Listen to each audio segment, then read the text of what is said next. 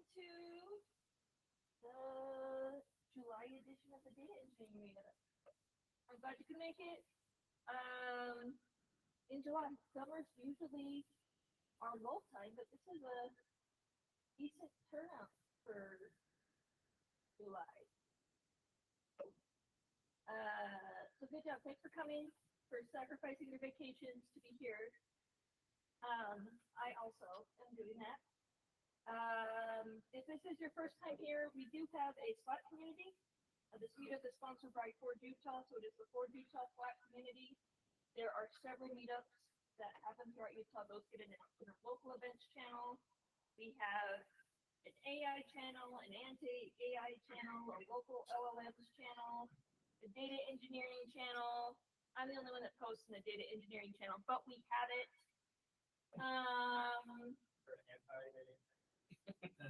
Yeah, that's the front end guild.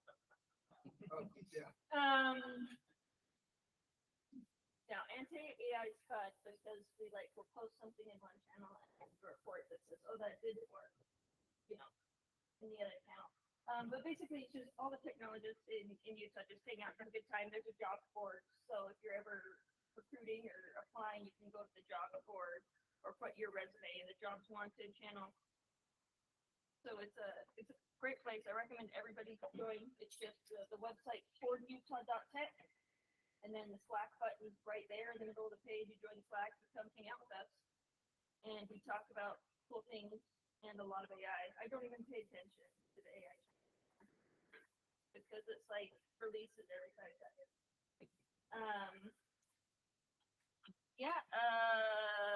What else do we have? Next month, Jake Anderson speaking about, it'll be great. The talk sounds boring, but it's about how data engineering is like the foundation of your of a business, like functioning. So it'll be great. That one's in Village, and then we'll be back here in September. And I have a speaker lined up, but I forgot what the talk was. But I don't have anyone after September. So if you're interested in speaking, just come find me. We can get you scheduled anytime after September. That's all I have. So we have Greg here. He's going to speak to us today. So let's go ahead and give Greg a round of applause. And we'll Thanks. All right. Let's see. Has anyone heard of Data Robot? My mic? No, I'm muted. Then whose mic's on? I don't know. It definitely says mute. I believe you. I don't believe the rest of the group. All right. Let's see. Oh, it's your audio. Yeah.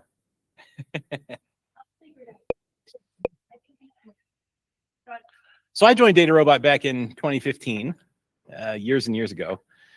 I think I was number 30 or so in the company. It was a pretty wild ride. They got up to around 1,500 or so people. I was the chief customer officer there for a bit. And what we were trying to do was automate machine learning. We kind of invented the phrase automated machine learning. Of course, this was back before large language models and such, which actually have automated machine learning at this point. So that's exciting. And now, of course, Data Robot has tanked, and they're worth less than they raised and all that. So it's a crazy, crazy turn of events. But back in 2015, when we were going around, we were talking to folks and trying to tell them, hey, we can, you can train all these models. We've got these blueprints. They can, be trained on data. And it was my first experience in the software space.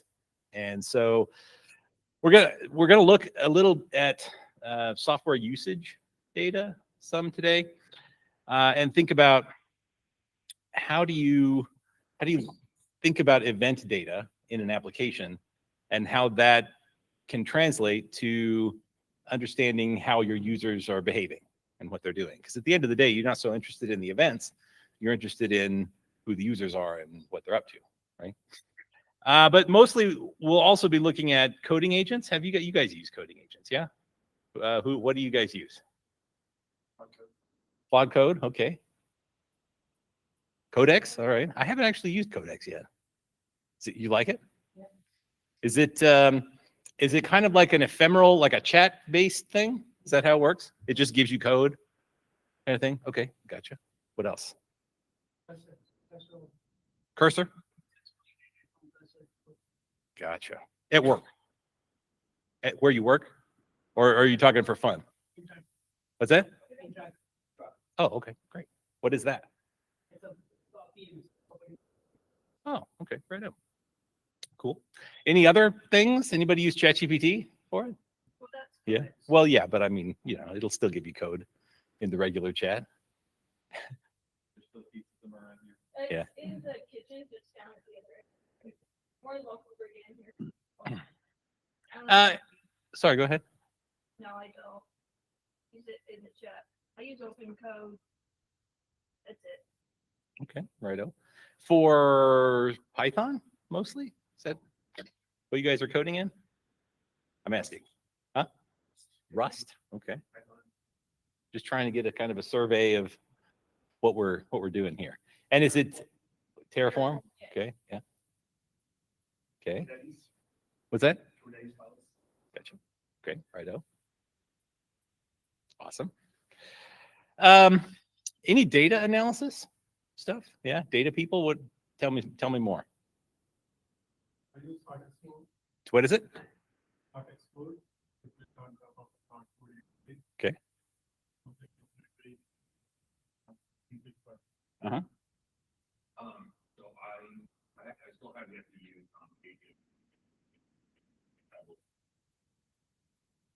Tableau? Yeah. Okay, righto. I like the Hex has a built-in AI that's kind of all right. That's don't not know. exactly a ringing endorsement, but I just thought it could be SQL. That's where I stopped. Okay. Gives me the SQL? SQL. all right, awesome. And what platforms are you, or like what applications are you writing the code in? Like some of these, like Cursor, you write it in that. It's like an IDE. But others, you're like copy pasting code. Is anybody like in Jupyter or like you said, Hex? That's like a development environment. What development environment? VS Code. VS Code, yeah. Zed. What's that? Zed, VS Code. Zed? Yeah. Uh, Rust. It's a great Oh. editor. Never heard of Zed. That's But fantastic. I only work in the term. Wah, wah. Awesome. Okay, so like I said, I started a data robot in 2015, and that was an interesting run. I left 2020, somewhere around there, and met a couple of guys in Ireland, and we started building. This is before OpenAI and all that, all the transformers and stuff came out. Well, transformers have been around, but you know what I mean. We started developing a data science development environment called Zerv. Because we looked at like notebooks and development environments for doing data science, and there's tons of problems with them, right? Like they're mostly local, or they have like a global memory space where if you run the code out of order, you can create weird issues and things like that. So we're looking at those kinds of problems, and we're trying to build a better development environment to work with data, right? So a data-focused development environment. There really wasn't a good one out there. Jupyter was developed in like the late, it used to be called IPython, but it was, I guess, around 2000, somewhere around there at Berkeley. This guy invented it, but it's basically a classroom scratchpad, right? So it's great for that. It's good for quick visualization. Prototyping maybe, but like it's not a real environment. Whereas like a VS Code is great for writing stable, good code, but it sucks for data analysis because it wasn't made for that. Like it was made for, software development, which is way different than data analysis. So that's kind of the environment that we started developing Zerv in. Zerv is a cloud-based kind of collaborative development environment. I'll show it to you here in a little bit. Pardon me. But then ChatGPT came out, and we realized that these large language models could code better than most people, especially data scientists, because data scientists are shit coders. Like this is known. And as a data scientist, I can testify to that. I am not a good coder. And so we introduced an agent into the app, and within a week, 95% of all the code that was being written in Zerv was being written by our agent. People don't write code anymore. It's weird and kind of awesome. So we knew there was something there, right? And so since then we've doubled down on the agent, and we've made it sort of evolving. And now we have an agent that orchestrates like sub agents that are like, you know, delegate, like there's a coding agent and a, you know, a search the web agent and whatever. And they're all sort of orchestrated by another agent that watches over them. And it turns out that's actually the best way to do this sort of thing. Rather than having one agent that's sort of does everything, you kind of have them watch each other and do stuff. And that's sort of the way that works. So let's see here. How do I sharing my screen? Yeah, no, I know where it is. It was rhetorical. I forget. Chrome tab. Oop.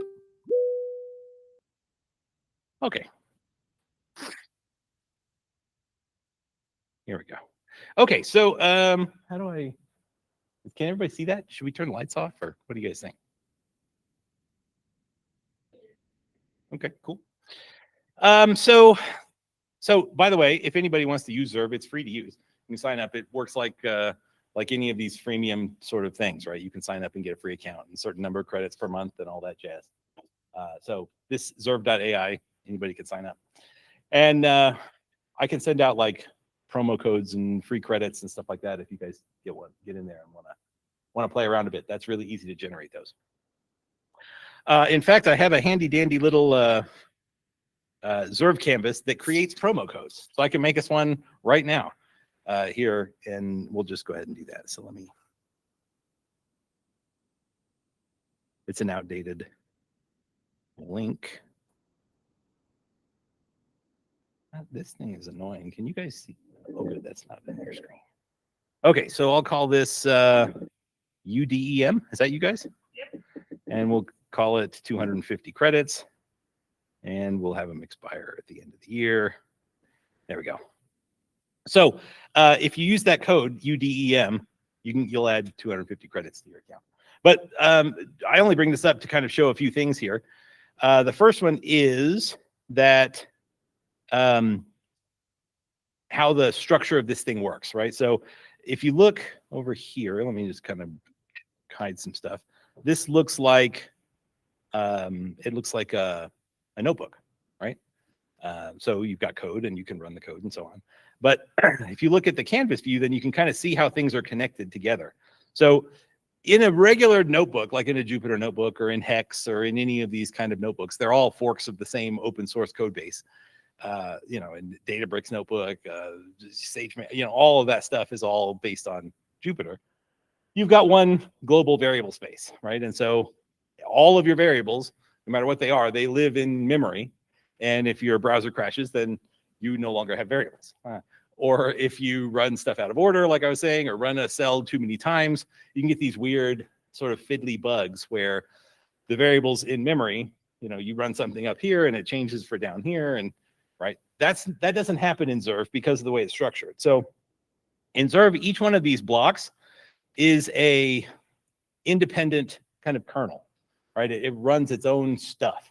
It actually executes serverlessly. So when I clicked run on this block right here, that's going and using our API to create this this promo code, what it's doing is it's creating, it's spinning up serverless compute, and it's executing that code, and then it takes that variable space and it caches it and it serializes it and it stores it on disk. So that every step in your process is materialized, like it exists forever, right? It's not, if I close my browser, open it back up, it's there. If I share the project with somebody else, with you, then you go and you don't have to run the code in order to get the variables to exist because they're already there. And so the connections between these blocks represent the passing of that data. So these variables that are created in this block, which I can see down here, preview them, etc. Pardon me.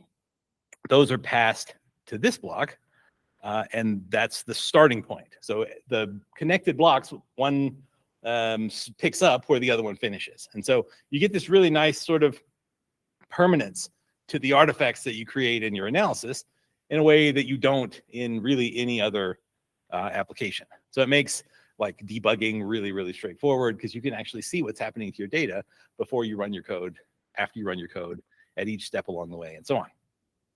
And by the way, it makes it really good for deployment because these things exist. So if I train a random forest, say, and I want to deploy that random forest, normally I would have to like pickle it or serialize it somehow, Dockerize it, make sure all my dependencies are set up. I'd have to like spin up, some server to host it, figure out all the Kubernetes stuff, whatever, right? Here, those files exist and they're accessible either through an API or I can like, port them or move them or put them in, a Streamlit app or whatever. They're already sort of out there and we manage the dependencies and the Dockerization and the hosting and all that kind of stuff for you. So it's a really nice way to sort of preserve those things along the way. I guess I should show the agent too. How do I make this thing go away?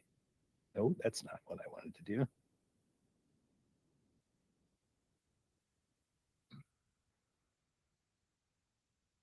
Oh, X. Yeah, no, it's like the little control thing down the bottom right. Okay, so over here is my agent, and I've got this chat history where I can talk to the agent and get it to do stuff. So in this case, this is an older one. So I can have multiples of these. They can be running all at the same time. Build analytics dashboard. Anyway, so what I've got here is a data set of, like 2 million or so. It's about 1 gigabyte's worth of application usage data. So individual event data. So created a block, ran a block, asked the agent a question, or sent in a prompt, or the agent responded. So there's many thousands of these events per sort of like user per interaction in a particular project.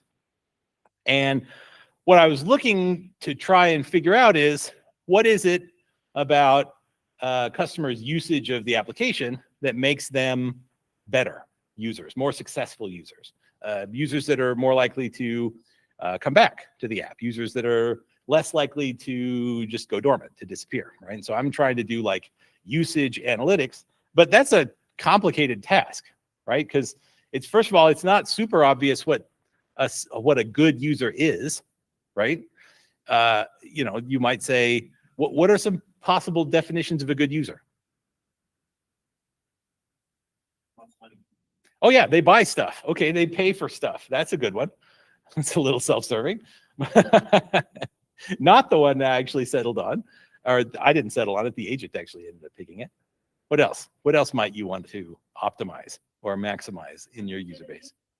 Yeah, how often do they get in and use the platform, right? Or maybe like sequential days, or total credits consumed, number of lines of code written or executed, right? Like there's lots of things that you can do in that front. I think there's probably something around value created, like did the user actually get value from using the platform? That's a little harder to figure out, right? But what's that? That's why we have NPS. There you go. We'll survey them. Nines and tens. I hate surveys. Yeah. In fact, when you sign up for the app, it's going to give you a survey. Feel free to skip it. I hate the survey. I've been trying to get the survey turned off. Whatever. So yeah, defining the value or a good customer, good user, is a challenging question, right? But then the events are not independent, right? So like if I think about the steps that a user goes through to go from, say, uploading a CSV file or connecting to Snowflake or Databricks or whatever, to pulling out writing some SQL, to doing some pipelining, to the analysis. So there's thousands of events in that workflow. Some of them matter, some of them don't, right? The user might get distracted. and might go into another project, or a user might, have a phone call and forget where they were and pick up in a totally different place, right?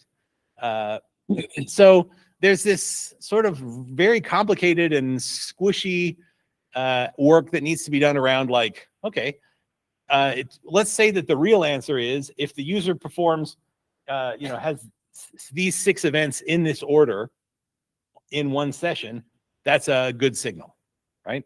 Well, how do you find those 6 events? Like, how do you look for those? Because it's not exactly like a machine learning problem. Somehow you need to take the event data and identify all the potential interaction types and orders, and then summarize it down to like an individual user level, and then try and figure out which ones of those correspond with success. So you get what I'm saying? Like, it's a complicated question to try and figure out how to make sense of the event data. And what most people end up doing is just oversimplifying the problem, right? Like, oh, well, they did this event, or, they're looking at like maybe pairs of events, or one in order, or, whatever, right? Like there's a sort of a combinatorial, like a huge number of potential ways to summarize a big event data set down into an individual user data set in order to start to get some intelligence about what the users are actually up to and what's working and what's not working. Another really interesting question might be not so much identify good users as identifying things in the app that cause users to go away and never come back, right? Like, are there things that the user can try to do and then they get frustrated and they just never come back? Or are there errors that are occurring, like maybe even in their own code? And they're like, forget this stupid thing doesn't work, right? Like, there are lots of sort of different paths that you could go and explore this, and you could spend months, years digging into the data and trying to figure out what's going on. Not to mention, it's a pretty big data set. Like, it's not huge, it's not like Facebook style huge, but it's a gigabyte of data, and it's only a small sample of, yeah, go ahead.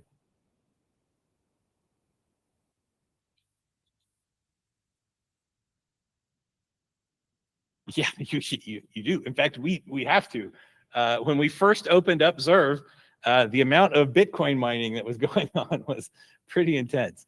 I think our first month we had like a $50,000 AWS bill that was just from users Bitcoin mining. So we had to like look for that stuff. The amount of users that are trying to generate porn in Zerv is like, there's a lot of them. Like, we have some filters built in to try and. Yeah, no. So yeah, there's the bad behavior stuff too. Like, the event data is super rich. Like, it is super detailed in terms of like the user clicked here, did that, wrote this, and so on, right? It's a CSV file. It happens to be, it's in Snowflake. I think I uploaded it to Snowflake. Well, actually, if you can actually use the data set, it's just a sample. Like, when you do sign up, if you go to data sets, then that's it right there. And so you can open a project with it and explore. It's actual real data. It's just a sample. Like, it's not the whole data set by a mile, but you can get in there and play around with it. Yeah, maybe you'll find something cool. Maybe it'll be interesting, but it's just one of the sample data sets that we have here. You guys heard of ODSC? We did a hackathon with them and used this data set as the data set for it. So it's pretty cool. So you can get in there and look at it if you want to. Like I said, you can do SQL in here if you want. In fact, I think maybe I do have some SQL in here. Maybe not. And Python and R interchangeably. Like, that's one of the really interesting things here, because of the way that the data and variables are serialized. So like a data frame, a pandas data frame would be serialized in most cases as a Parquet file. And R knows how to work with Parquet, and SQL knows how to work with Parquet. So whenever you run the next block, there's a deserialization step where it sort of like reads those things in. And I'm oversimplifying, but that means you can use R code to analyze a pandas data frame, or you can SQL query a pandas data frame, right? Like, so if you have a team that's like interdisciplinary, you got the crusty old R statistician guys, and gals, although I've never seen a girl R coder. Presumably there are. I don't know. Now that's not true. I know this British woman that does R. She did. She was on ESPN actually. Her name's Amanda Shears. She's hilarious. She predicted the outcome of the March Madness, and she was like one of the top 3 in the world. And she just did it doing, whatever. She said it's hilarious. But she's an R coder, so I take that back. There are girl R coders. But yeah, like I said, you can use languages interoperably here for basic data types and so on. And you have access to the serialization stuff if you need to extend them and all that kind of stuff. So the sky's the limit. You do have like access to the environments. So there's a bunch of pre-built environments if you want to do like geospatial or whatever that might be. You absolutely can do that sort of thing. You can also add packages and you can manage all the dependencies and stuff. So that's really handy, right? So it's not like, oh, my code doesn't run on your machine because you're running a different version of NumPy and there's like a deprecated thing or whatever. Here, all the environment stuff is like fixed within each individual project. And you can have different computes for different blocks and so on. So if you need, a big, like extra large Fargate container for processing a huge data set, then you can use that in one block. Or if you want like GPUs for training some neural network or something, you can do that in another block. And you don't have to use that massive compute for the whole project because each block is independent and they all can run their own compute stuff. So once you have all this stuff done, like I ask it to kind of like try and define a user pipeline. So this is an interesting chart. It came up with 6 pipeline stages. So this is all the agent. So I didn't write any of this code. And this is only a sample of what's going on here. But it defined 6 stages. One is visitor. So stage 1 is visitor. Those are the blue guys. They show up. That's all they do. They log in. That's it. Explorer, they write some code. I can't remember the exact definitions. Creator, practitioner, producer. Very few producers, although more here. These are the ones that do like deployments and stuff. So they write an API or they deploy an application or something like that. I'll show you that in a minute. And then dormant. So dormant is I haven't logged in the last 30 days. So that's why there are no users, no dormant for the first 30 days of this data set. So, so you can see, like for this particular sample, this is kind of the structure of what goes on. And the idea would be to say, okay, how do I move people through this funnel, right? Because presumably the further they get through this funnel, the more value they're getting from the application. And the more likely they are to spend money and the more likely they are to come back. And like you get all the good things from that. And so that was the idea that the agent we came up with this idea together.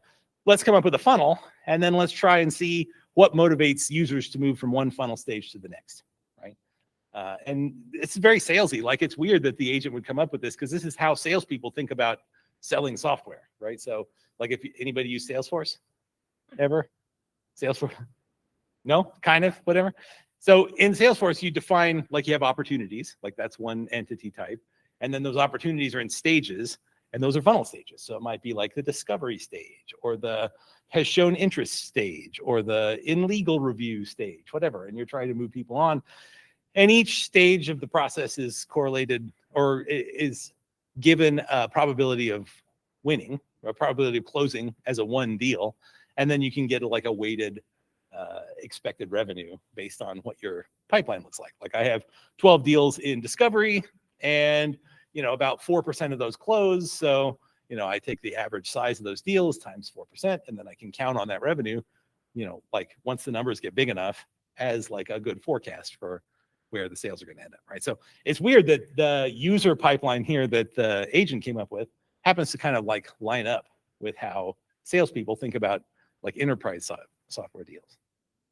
But anyway, so that's an interesting image that it came up with. Back to images. It's got some, like there's some really kind of interesting stuff, like how you're moving from one stage to the next. This looks like health, cohort health, percent in each stage by sign up month. Okay, so this is like a time type analysis. At-risk users, and so at-risk users by stage. So how many users are there in each stage that are at risk? And it's got a definition of at risk and stuff like that. But if you go back through these different agent chats, you can kind of see the process, how the agent is sort of thinking about doing this. And it's because of the way that our agent works. So like if I go in here, it's in evolve mode at the moment, and I can say, look, don't spend more than 1,000 credits and use your best judgment. Don't ask me questions. Or I can say, ask questions, but then if I don't answer within 5 minutes, then just keep going anyway, right? So I can set it up and give it a budget and stuff like that. And the agent is going to kind of think creatively about what to do because of the way we've got it structured here. That's pretty different than like a Claude Code or a Codex or something like that. Those are very sort of directed. Yep.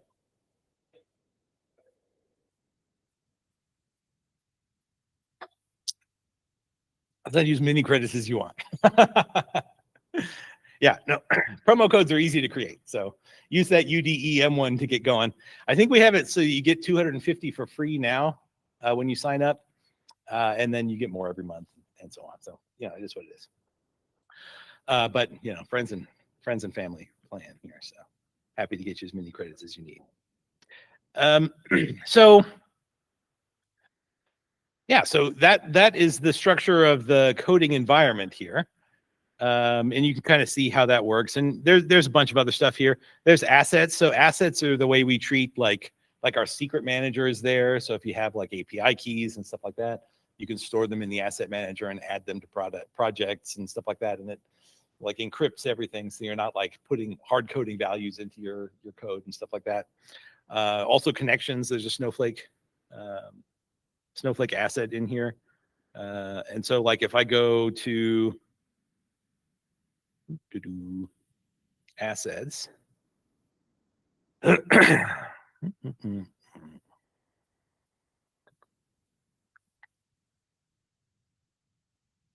Can't see. Projects, threads, deployments, resources. Okay, here's Snowflake. One of the things that Zerv will do, the agent, when you add a connection to it, so if you connect it to your Snowflake or your Databricks, it'll go out and look around and try and learn about it. So this is all the stuff that it learned about what's in our Snowflake database. And so it knows what tables there are and the column names and you know what's in there, and it kind of profiles the data so that when I add that connection to a project, it learns that data set. So I don't have to spend time going, all right, the table that you're interested in is, you know, this table and the column name of interest is here. It knows that stuff already. And this is like editable and correctable and all that kind of stuff. So anyway, those are assets. But there's a couple of other things that I want to show you. The first one is this reports thing. So one of the problems with, well, the big problem with these large language models is hallucinations, right? Like that's, you know, they're getting better, but they still make stuff up on the regular. Like I was asking, what was I trying to do? I was trying to use the OpenAI API to do structured responses. Is that what it's called? Structured output, where you say, look, I want the answer that you give me to be in JSON format with, you know, these keys and, you know, exactly like this. But this was before they released it. So the large language model I was working with just invented this API. Like it was like, oh, that's a reasonable thing to ask for, and here's how it will work. And it turns out it didn't work that way at all, and it never worked at all. And it took me a minute to realize that that's what it had done. But hallucinations are a problem. So when you create a report, like if I were to click, I can say just generate an automatic report, or I can give it like a prompt to say, here's my audience, this is the kind of report I want, here's the things I want to say. When it creates that report, you can chat with it. So like this is the report that it ended up creating. I can go in here and I can say, you know, can you format this, you know, oh, that forward. Yeah, so like I've already had a conversation with it about this particular report and like fixing stuff and so on. But the good thing about this is that the only information that it uses is from your analysis. So it's not going out and trying to search the web or make up new stuff. We've trained it to say, I don't know the answer to that question if the answer is not in your analysis, right? And so the reporting stuff is really cool because you can say, all right, here's my analysis. These are my charts. These are my graphs. These are the things that I've checked. I know they're right. Now I can generate a report and I can send it to you, boss, or whoever, and you can chat with it and try and get it to do different stuff. And if you go outside the bounds of what my analysis was, it'll say, sorry, I can't help, right? Like, I can't do that, Dave, like that sort of thing. So that's that. And then we've also got some, oh, what is that? Oh, deployment, look at there. Yeah. Oh, Streamlit app, that's cool. So I already created some sort of a Streamlit app here. And the agent can do that stuff too. So like if I go in here, it can create a Dash app or whatever, API, custom deployments, all that kind of stuff. And the agent can bake all of that stuff. So like, in fact, I don't know if this is still up or not. I might have shut down the deployment. Yeah, it's shut down. But anyway, oh yeah, I can just click deploy. So it'll be ready here in a minute. But the idea is that you can build all that stuff and host it and deploy it, have it out there, and it's kind of end to end. So now my SQL's all in the same place as my Python. All my charts and graphs are the same. All my models are stored in the same place. I can share it with colleagues. We can all log in at the same time. We can see what each other's doing. We can comment on each other's work. We can run code simultaneously. So another upside of having all these blocks be independent of one another is that I can run as many of them as I want at the same time. In fact, there's a feature in here called the fleet where I can actually take code and massively parallelize it across lots and lots of serverless lambdas, right? Like I can say, execute this code for every element in this list across 1,000 different lambdas, and it'll do it like that. And it doesn't cost any more money because it's the same amount of compute. It just happens in 1,000th of the time because it's, like parallelized, right? So there's some really cool ability to sort of do that kind of stuff.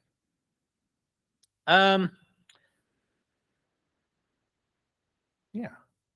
Okay, thoughts? What do you guys think? Like that idea for trying to keep it from hallucinating by limiting data set. It turns out that people are very nervous about this stuff, right? Like, and rightly so. I had one of the early versions of our agent was bad to try and clean things up, and it would just delete your whole project in the interest of cleanliness, which I'm in favor of that. But I had that happen a few times, and I was like, damn it. So I'm going to go back but here, since a lot has happened since then, so I can go and like see past runs. When did this? I've only run this particular cell one time, but I can see what was ran. What did the code look like? I can inspect the code. I can look at diffs. It wires into like GitHub and Bitbucket and stuff like that. So you can do like your version management and do pull requests and merge conflicts and all that kind of stuff. So all that's sort of built in if those are tools that you guys use. But yeah, there's a lot of hesitancy about interacting with these results. Like I was talking to a guy from CNN the other day, a data reporter. That was his job title. And he was talking about their rules about using AI. Like you absolutely cannot at CNN let the AI write your stories for you. Like that's a rule, which I think is a reasonable rule, but it's kind of fuzzy in the data space, right? Because you can let it write your code for you and design your charts for you, maybe. I don't know. So we were having this conversation about how much wariness there is about actually using these kinds of tools to produce results that are actually going to be shared. Do you see your hand up? Can I ask what model you're using? It's under the hood. We're using the latest Claude model at the moment, but you can switch it. It's a setting, so you can switch to OpenAI or you can bring your own keys. So we designed it to be self-hostable, so you can install it in a completely air-gapped. Like NASA uses it. They use a self-hosted. They use Olama, I think is what they're using. So they're not using any third parties. It's all like open source, local, right? So Their own AWS accounts. Yeah, we designed it to be self-hosted. So Standard self-hosting is like on your the compute and the storage happen in your environment, and we manage a control plane that handles orchestration and stuff like that. The hedge funds that we work with, they wanted air gap, so they run the control plane also in their environment. So you can go down that road. It's a little bit more complicated, but the install off of the AWS marketplace is about 6 minutes. It's like super fast to get installed because we knew people aren't going to be wanting to send their data out to some third party to process it, right? Unlike Hex, which if you try and self-host Hex, it's a consulting arrangement. It's a big pain in the ass to try and do it. Can you create live dashboards on flat data? Yeah, totally. Mm-hmm. Yeah, anything you can do with code, you can do here. Because the compute is serverless, though, having like if you wanted to like process, like there's some limitations, right? So like if you in the canvas here, if you wanted to like ingest live video or something like that, it's not like the servers are running all the time to be able to do that kind of stuff. You'd have to write like an API to ingest it, or like you have to work around it. You can use persistent compute though. So like the default setting is serverless compute. You can have continuous compute that's on all the time if you want to go down that road as well. So anything can be done. Adoption in healthcare, the server, like a self-hosted option, are you seeing better adoption? It's the most sensitive folks. We actually haven't worked with many of the healthcare. Healthcare, so HIPAA is very similar to FDIC, so they will probably say just to be safe, do the same thing. Yeah, the air gap stuff. Yeah. Yeah, I'm not surprised. People are sensitive about their data, and they should be, right? Like protecting it is important. So, yeah. Yep. Cool. Any other thoughts or questions? Yeah, keep them coming. Out of curiosity, since you don't customer pipeline, is SOC 2 compliant a big deal? We're SOC 2 compliant. Yeah. Although we would prefer not to have their data. FedRAMP, or they just, It's not FedRAMP. Yeah. We don't have FedRAMP yet. I'm sure they do their own thing. I'm just curious because a lot of government-backed organizations throw that one around. They're like, "Are you FedRAMP?" And you're like, "You understand?" Yeah. Yeah. Maybe when we're 10 times bigger, we can go down that road. But that's an ordeal. We went through it at Data Robot, and it was having like FedRAMP's a mess. Cool. Well, like I said, Zerv.ai, feel free to go in, sign up. You can use that UDEM promo code to get some extra credits. I'm just Greg, Greg at Zerv.ai. So feel free to shoot me an email. We'd love to get your thoughts and feedback if you want to jump in and play. And if you have any thoughts on that whole user analytics thing, I'm always open to ideas there to try and get through this event data and really understand what it is that's making users successful or unsuccessful on the platform. Track the range points. Yeah, unfortunately, you can't detect the force of the mouse. Like that's not a trackable number, although it really should be. But you can install, you have a mic down there, see how many people start yelling. It used to be when I don't think it's this way anymore. I've tried it since, but it used to be when the voice, what do you call them? The voice, like you call in, this like for billing, that sort of thing. If you would cuss at it, it would transfer you to a person faster. It had like bad word detection, but I don't know. Maybe that's a myth. I don't know. I certainly got that vibe. So I guess what's the conclusion? What did you learn about I think this, for me, this is like a really interesting, well, let me look at the one before it. These are absolute numbers. So you can see this is just a really, really small sample of the data set. But there's like, and it goes back to like, you can see the growth, right? But there's an awful lot of gray.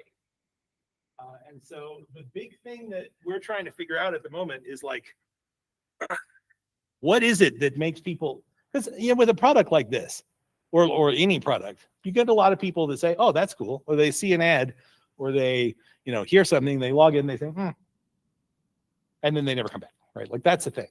So there's a lot of really interesting optimization problems.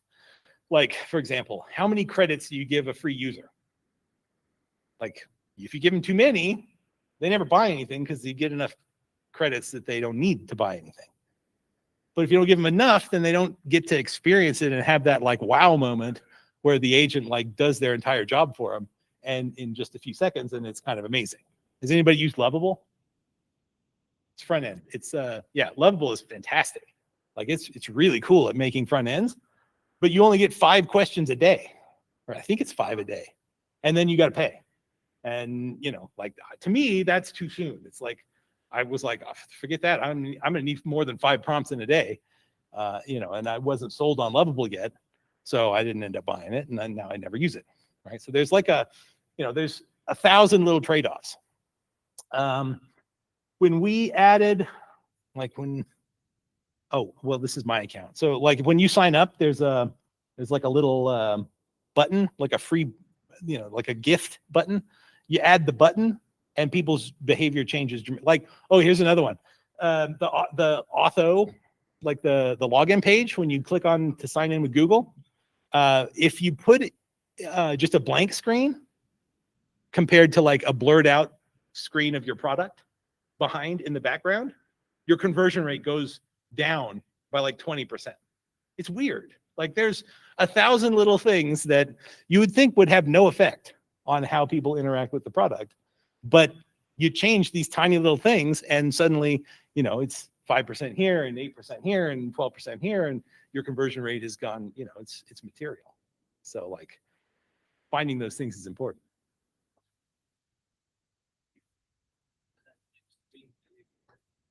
Sure. Yeah. So like, let me log out and then log in. Yeah. Turns out that if the background, this thing right here, is just plain, if it's the more plain it is, the lower your conversion rate is going to be by a significant margin. Like it's a big effect. And so like we played with a bunch of times, trying to sort of optimize the stupid background on the login screen. And you're like, why? What am I even doing? You know what I mean? Like we're spending hours like trying to optimize the agent behavior, but it turns out you just need like little moving dots in the background, and that's the thing that makes the difference. You know what I mean? But then the question is, okay, you get 20% more people sign up, but then your dormant rate goes up because like not all 20% of those are like super good users, right? Maybe it's a net win still, but it's you're kind of trying to balance all these different kind of things that go on. But the whole question of like, should this be gray or yellow? Like, should this be bigger font or smaller font? Like these stupid little questions, and they're just like actually have a material impact to the way that people interact with the product. So a lot of A/B testing and stuff. So anyway, it's an open question for us in terms of like, what are the right things to do? But we're chipping away at it and trying to make the platform as good as we possibly can. So the jury's still out, I guess. All right, awesome. Well, you guys have been great.